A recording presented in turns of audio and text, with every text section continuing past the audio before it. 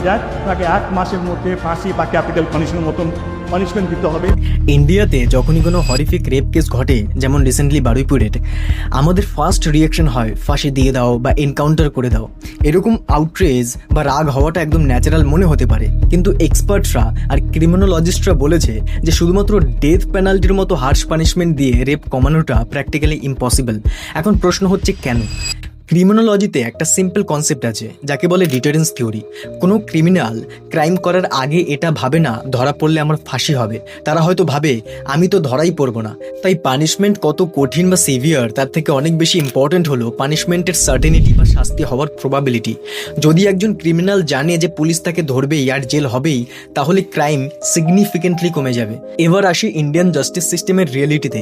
NCRB 2023 data অনুযায়ী আমাদের দেশে রেপের কনভিকশন রেট 30%-এর কাছাকাছি। তার মানে প্রায় 70% কেসে অ্যাকিউজড ইজিলি বেঁচে যায়।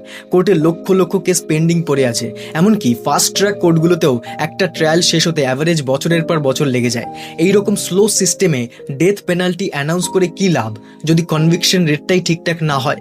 আরেকটা শকিং ফ্যাক্ট হলো আমাদের দেশে 89% রেপ কেসে ক্রিমিনাল ভিকটিমের পরিচিত কেউ হয়, যেমন ফ্যামিলি মেম্বার, ফ্রেন্ড বা প্রতিবেশী। আমাদের এনএফএসএইচ ডেটা ক্লিয়ারলি শো করে সোশ্যাল স্টিগমা আর ভয়ের কারণে ম্যাক্সিমাম কেস তো রিপোর্টই হয় না।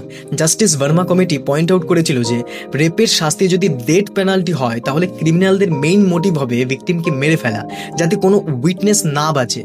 এটা অ্যাকচুয়ালি ভিকটিমের লাইফকে আরও বেশি ডেঞ্জারে ফেলে দেয়। তাহলে কি করলে সত্যি রেপ কমবে?